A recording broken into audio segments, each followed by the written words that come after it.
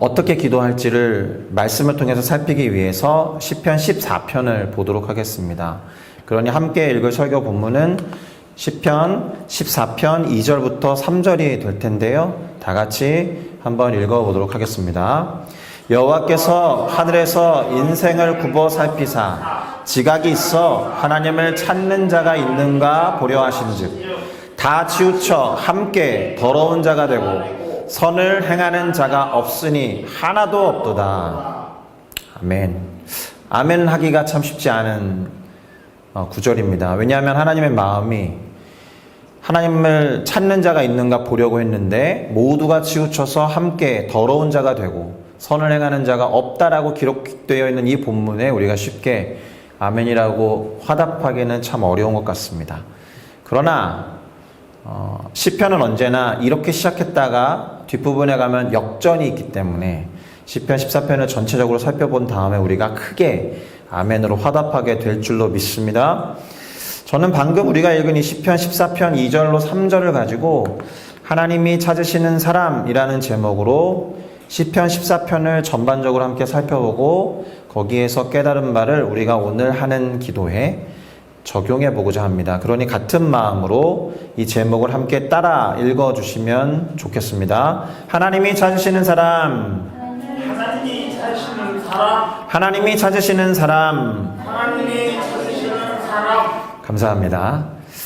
제가 이제 생일 때마다 지체들에게 카톡이 됐든 SNS를 통해서든 축하해주기 위해서 사용하는 표현이 있습니다.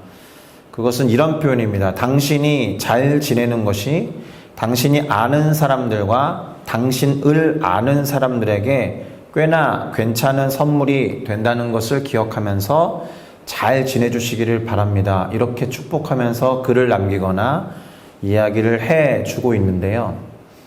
여기서 제가 되게 힘을 줘서 강조했던 게 있죠. 내가 아는 사람, 그리고 나를 아는 사람. 이게 반드시 동일하진 않습니다. 네, 내가 아는 사람이 그 사람은 나를 모를 수도 있거든요. 네, 저는 요즘에 핫한 사람 중에 조규성 선수를 압니다. 그러나 그분은 저를 모릅니다. 마치 이런 거죠. 네. 또 나를 아는 사람이 있는데 제가 그분을 모를 수 있잖아요. 그래서 내가 아는 사람과 나를 아는 사람이 반드시 동일하지는 않습니다. 그런 면에서 오늘 제목이 표현하는 게 있잖아요. 하나님이 찾으시는 사람, 이 표현과 하나님을 찾는 사람 다르겠죠. 그렇죠? 하나님을 찾는 사람과 하나님이 찾으시는 사람은 다를 수 있습니다. 우선 하나님을 찾는 사람에 대해서는 성경이 어떻게 말하고 있느냐 하면 그 사람에게 하나님이 상을 베푸신다라고도 기록되어 있습니다. 히브리서 11장 6절인데요. 함께 읽어보도록 하겠습니다. 믿음이 없이는 하나님을 기쁘시게 하지 못하나니 하나님께 나아가는 자는 반드시 그가 계신 것과 또한 그가 자기를 찾는 자들에게 상 주시는 이심을 믿어야 할지니라. 아멘. 자, 하나님을 찾는 사람에게 하나님이 상을 주신다라고 되어 있습니다. 자, 그러면 하나님을 찾는 사람에게 주는 최고의 상이 뭐라고 생각하십니까? 어떤 물질적인 축복일까요? 형통일까요? 그런 것도 될 수 있겠습니다만 하나님을 찾는 사람에게 가장 큰 상은 만나주시는 겁니다. 그렇겠죠? 하나님을 찾는 사람이 나타났을 때 하나님이 만나주시는 것이 가장 큰 상일 거예요. 하나님이 만나주시기를 원해서 찾아온 사람에게 나타나셔서 말씀도 해주시고 또 기도의 응답도 해주신다면 그것만큼 큰 상은 없을 것입니다. 그러니 이런 사람들에게 하나님이 동행하신다라는 것, 그리고 그분의 이름이 임마누엘이어서 우리와 항상 함께 하신다라는 것만큼 큰 은혜와 선물도 없을 것입니다. 창세기에 나와 있는 에녹 같은 사람이 하나님과 동행해서 죽음을 맛보지 않고 하나님께로 간 사람이잖아요. 저 말씀에 비추어 볼 때 가장 큰 상을 받은 사람임에 틀림이 없습니다. 그래서 이 히브리서 11장 6절 앞에는 에녹에 관한 이야기가 나와 있습니다. 오늘 공부하는 게 히브리서 본문은 아니기 때문에 자, 그러면 제가 지금 하나님을 찾는 사람에 대해서 말했고, 설교 제목은 하나님이 찾으시는 사람이니까 우리의 지금의 관심은 하나님을 찾는 자보다도 하나님이 찾으시는 사람에게 있어야 할 것 같습니다. 그렇죠? 그래서 일단 우리가 설교 본문으로 읽어봤던 시편 14편 2절과 3절을 보면 이렇게 정리할 수 있는데요. 하나님이 찾으시는 사람은 지각이 있어 하나님을 찾는 자라고 되어 있습니다. 지각이 있어 하나님을 찾는 자와 그리고 선을 행하는 자를 하나님이 찾으려고 살펴보셨다라고 되어 있거든요. 그런데 지각이 있어서 하나님을 찾는 자는 또한 선을 행하는 자다라고 되어 있습니다. 그러니까 하나님을 찾는 사람은 선을 찾아서 행하는 사람인 것 같고, 하나님이 아무래도 최고의 선이 되시기 때문에 그런 말을 적어놓은 것이 아닌가 생각합니다. 오늘 본문을 한 번 더 읽어보도록 하겠습니다. 여호와께서 하늘에서 인생을 굽어 살피사 지각이 있어 하나님을 찾는 자가 있는가 보려 하신즉 다 치우쳐 함께 더러운 자가 되고 선을 행하는 자가 없으니 하나도 없도다. 자, 여기에 보면 하나님이 하늘에서 인생들 곧 사람들을 굽어 살피시면서 이해가 있어서, 지각이 있다는 것은 언더스탠딩이라고 되어 있으니까 이해가 있어서 하나님을 찾는 자가 있는지 보셨다라고 되어 있습니다. 그러니까 하나님이 지금 살피시면서 찾는 자들은 하나님에 대한 이해, 하나님에 대한 지각이 있어서 하나님을 찾는 자라는 걸 알 수 있는데, 하나님도 당신을 찾는 자를 찾는다라고 되어 있는 거죠. 되게 절묘하게 하나님을 찾는 자와 하나님이 찾는 자가 이 구절에서는 같은 거예요. 그런데 안타깝게도 하나도 없다라고 되어 있죠. 없는 이유가 뭐라고 되어 있는 거예요? 다 치우쳐서 함께 더러운 자가 되어서는 선을 행하는 자가 없기 때문이다라고 말씀하고 있습니다. 그러니 이것을 거꾸로 뒤집어서 말하면 하나님이 찾으시는 사람은 치우치지 않고 더러운 자가 되지 않으며 선을 행하는 자라라는 뜻이 되겠죠. 맞습니까? 그래서 이따가 정리를 해드릴 테지만 하나님이 찾으시는 사람은 첫 번째 줄에 나와 있듯이 지각이 있어서 하나님을 찾는 자, 그리고 세 번째, 네 번째 줄에 기록되어 있듯이 선을 행하는 자라고 해석할 수 있겠습니다. 그런데 하나님을 찾는 자는 하나님을 찾아야 되니까 하나님 부를 거 아닙니까? 다른 말로 말하면 하나님을 부르는 자가 됩니다. 하나님 어디 계세요? 라고 찾는 사람은 하나님을 부를 수밖에 없습니다. 그래서 오늘 본문 시편 14편이 하나님을 부르는 것에 대해서도 기록하고 있습니다. 그것은 여호와를 찾거나 부르지 아니하는 사람은 죄악을 행하는 자라는 구절에 거꾸로 숨겨져 있죠. 여호와를 찾거나 여호와를 부르지 아니하는 사람은 죄악을 행하는 자다. 시편 지금 14편 4절을 한번 읽어보겠습니다. 죄악을 행하는 자는 다 무지하냐. 무지하냐의 반대말이 뭡니까? 지각이 있다 이런 뜻이에요. 그죠? 무지하냐가 뭐 언더스탠딩이 안 되냐 이런 거니까. 앞에서 우리가 지각이 있어서 하나님을 찾는 자라고 했으니까 죄악을 행하는 자는 다 인식이 없고 지각이 없냐. 그들이 떡을 먹듯이 내 백성을 먹으면서, 백성을 실제로 먹었다는 뜻은 아니겠죠. 그 사람들의 등을 쳐먹거나 사기를 치거나 뭐 등을 쳐서 진짜 등을 먹는다고요. 그런 게 아니고 속이거나 하는 걸 말하죠. 그런데 그 사람들이 여호와를 부르지 아니한다라고 되어 있습니다. 죄악을 행하는 자는 여호와를 부르지 아니한다 이렇게 되어 있습니다. 여호와 하나님을 부르면서 찾는 자를 하나님이 찾으신다라고 했으니까 죄악을 행하는 자는 하나님을 찾지도 않고 부르지도 않는다는 말이 되는 것이니 하나님은 죄악을 행하는 자를 찾지 않으시겠네요. 더불어서 그들도 하나님을 부르지 아니하니까. 이게 무엇을 뜻하느냐? 이거 자체가 지옥인 겁니다. 하나님이 없는 상태거든요. 하나님이 그들을 찾아보지 아니하시고 그들은 하나님을 찾지도 않으니까 하나님이 없는 하나님의 부재 상태니, 그것이 꼭 우리가 죽어서 지옥에 가는 것만큼이나 아주 절망적인 상태를 말합니다. 하나님이 관심 기울이지 않고 그 사람도 하나님에게 관심이 없는 상태. 그게 지옥인 거예요. 그래서 아까 말씀드린 대로 정리를 좀 해드리겠는데요. 오늘 제목과 관련해서 하나님이 찾으시는 사람들은 어떤 사람들이냐? 지각이 있는 자, 언더스탠드를 갖고 있는 사람, 하나님을 찾는 자, 또는 하나님을 부르는 자겠죠. 그리고 선을 행하는 자, 이렇게 정리해 볼 수가 있습니다. 이것이 오늘 설교의 사실 결론입니다. 여기에는 안타깝게도 죄악을 행하는 자는 하나님을 찾지도 않고 하나님이 찾으시는 사람이 되지 못하기 때문에 하나님의 부재 상태, 곧 지옥이나 다름없는 상태에 있는 사람이 될 것입니다. 자, 이와 관련해서 오늘 본문 14편 5절이 다음과 같이 기록합니다. 그러나 거기서 그들은 두려워하고 두려워하였으니 하나님의 의인의 세대에 계심이로다. 하나님이 어디에 계신다라고요? 의인의 세대, 의인의 편에 서 계신다라는 뜻입니다. 여기서 말하는 그들은 죄악을 범한 자를 말합니다. 죄악을 범한 사람들이 두려워하고 두려워하는 이유가 뭐라고요? 하나님이 반대편에 서 있는 겁니다. 하나님이 의인의 편에 서 있는 겁니다.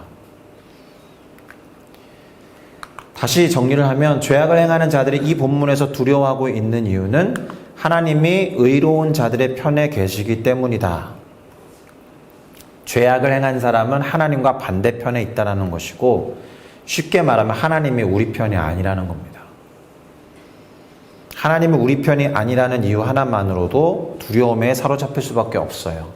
예를 들면 제가 오늘 계속 축구 얘기를 해서 그런데 메시라는 축구 영웅이 상대방 팀에 있으면 이쪽 팀은 완전히 쪼는 거거든요.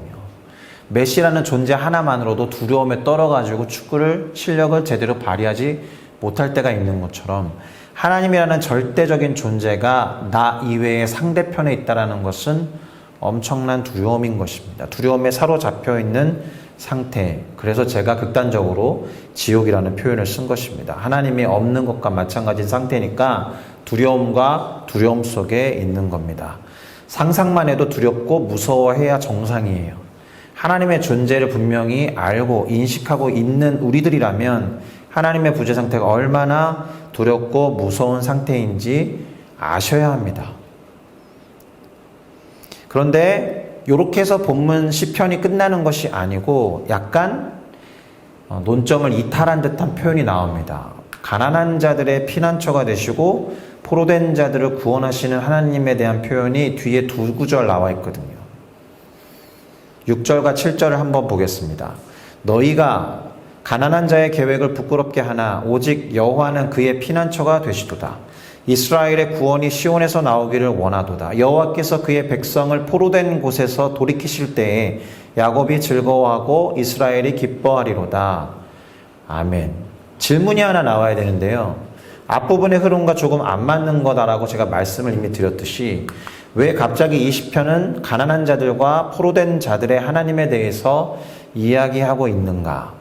왜 그렇게 이 시편은 마무리되고 있는가?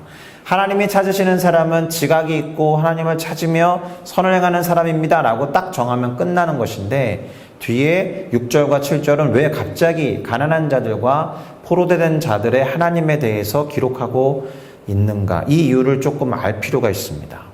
하나님이 찾으시는 사람이라는 관점에서 이 두 구절을 보셔야 합니다. 아마도 가난한 사람들이나 포로로 끌려간 사람들은 하나님을 찾겠죠. 하나님을 부를 겁니다. 구원이 필요한 상태에 있기 때문에 하나님을 목 놓아 찾을 겁니다. 하나님께 부르짖을 겁니다. 나의 이 칠흑 같은 가난에서 나를 좀 구원해 주십시오. 내가 지금 막혀있고 어디로 갈지 모르는 포로된 상태에서 나를 좀 구원해 주십시오.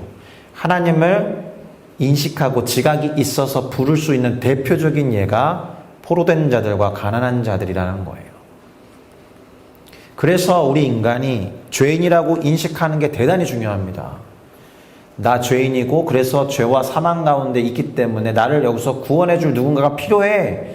이 구원의 필요성을 느낄 수 있다는 것이 인식이 있다는 거거든요. 하나님이 필요하다는 인식이 있어서 하나님을 찾아야 구원의 가능성이 있습니다. 하나님에 대한 인식이 없고 내가 구원받아야 된다는 어떤 인식과 지각이 없을 때 하나님의 부재가 하나님의 부재로 느껴지지도 않습니다. 하나님이란 존재를 믿지도 않습니다. 하나님의 존재를 찾지도 않습니다. 그러나 진짜로 가난한 사람들, 너무나도 괴롭고 힘들고 억압 상태에 있어서 여기서부터 나는 해방되고 싶다라고 하는 사람은 지푸라기라도 잡는 심정으로 절대자라는 존재를 찾을 수밖에 없고 부를 수밖에 없어요. 그래서 시편의 이 흐름에서 아까 말씀드렸지 않습니까? 하나님을 부르고 하나님을 찾는 자들이 있는지 그분이 인생들을 굽어 살펴봤더니 하나도 없더라. 이렇게 안타까워하는 겁니다. 구원의 필요성이 있는데도 불구하고 그걸 느끼지 못하는 사람들 투성이다라는 뜻이에요. 하나님이 찾으시는 사람은 지각이 있어서 당신을 찾고 선을 행할 뿐만 아니라 제가 하나님이 필요합니다라고 부르짖는 사람. 가난한 자들과 포로된 자들이 바로 여기에 해당된다는 거예요. 하나님을 찾고 부르짖을 만큼 그만큼 힘드니까 하나님을 찾을 수밖에 없는 사람들이라는 점에서 하나님이 그들을 찾아가실 수밖에 없기 때문에 가난한 자들과 포로된 자들을 구원하시는 하나님에 대해서 이 시편은 마지막에 기록할 수밖에 없는 겁니다. 그러니 어렵고 힘든 상황 가운데 있는데 하나님을 부르지 않거나 또 찾지 않는다라면 그게 가장 큰 문제가 됩니다. 하나님을 찾고 하나님을 부르짖어야 한다는 거예요. 그래서 처음에 띄워 보였던 PPT 있잖아요. 하나님을 찾는 자와 하나님이 찾는 자가 다른 말이 아니라 적어도 하나님에게 있어서는 같은 말이 되는 겁니다. 할렐루야. 하나님을 찾고 부르짖어서 하나님이 찾으시는 사람이 되고 최고의 선물과 은혜 곧 우리를 만나주시는 것을 경험하게 되기를 예수님의 이름으로 축복합니다. 자, 그럼 오늘 우리가 이 본문을 가지고 어떻게 기도해야겠습니까? 세 가지만 말씀드리겠습니다. 읽지는 않았지만 1절에 나와 있듯이 이 세대는 하나님이 없다고 하는 어리석은 세대라고 기록해놨습니다. 하나님이 없다라고 그냥 안 믿어져 이렇게 말하는 차원이 아닙니다. 요즘 세대는. 하나님을 믿는 사람을 적극적으로 핍박까지 하는 세대입니다. 무신론을 어떻게든 강화하기 위해서 증거를 찾는 사람들마저 있습니다. 신앙인이 아닌데도 성경을 읽어서 성경을 읽는 사람들을 공격하는 사람들마저 있는 시대입니다. 성경은 그래서 어리석은 세대라고 말합니다. 적극적인 불신자라고 부를 수 있는 사람들로 충만한 이 세대와 이 사람들을 위해서 기도해야 합니다. 하나님의 부재 상태를 느끼지 못하고 하나님의 부재가 가장 심각하다는 것을 모르면서 살아가고 있기 때문에 그분들을 위해서 적극적으로 기도해야 합니다. 그런데 이 사람들이 적극적인 무신론자가 되는 데에는 교회와 크리스찬들의 책임에서 자유로울 수가 없습니다. 우리는 이 부분에 대해서 회개할 필요가 있습니다. 그리고 그들을 위해서 기도해야 합니다. 그들의 강팍한 마음과 그들의 완고한 마음을 녹여주시고 열어주셔서 그들이 구원을 얻을 수 있도록 기도해야 한다는 거예요. 더불어서 두 번째 기도 제목, 하나님이 찾으시는 사람들이 나타날 뿐만이 아니라 하나님이 찾았는데 하나도 없어 라고 한탄하시는 상황이 아니라 여기도 있구나 저기도 있구나 기뻐하실 수 있도록 충만하게 풍성하게 하나님이 찾으시는 사람들이 늘어나도록 기도해야 합니다. 이 말은 하나님을 적극적으로 찾고 부르짖으며 지각이 있어서 선을 행하는 사람들이 많아져야 한다는 뜻입니다. 마지막으로 세 번째로 기도할 때는 하나님을 찾고 부르짖는 사람들, 대표적으로 오늘 구절이 말하고 있었던 가난한 사람들과 핍박 속에서 거의 포로된 것과 다름없는 삶을 사는 분들을 위해서 기도해야 합니다. 전 세계에 핍박받고 고난당하는 사람들이 얼마나 많이 있습니까?